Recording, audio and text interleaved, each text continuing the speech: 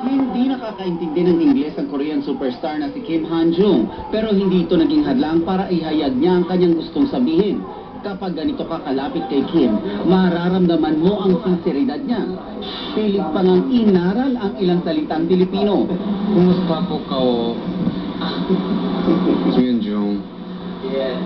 Mahiyain sa umpisa si Kim Han-jung, pero unti-unting dumadami ang kanyang mga ngiti habang lumalaon. Medyo mainit daw ang Pilipinas pero nakakapagtakang nagustuhan niya ang simoy ng hangin dito.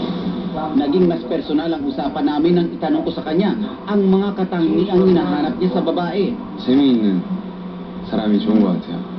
He loves to have girlfriend who is funny and then who is comfortable for him to have like kind of friends.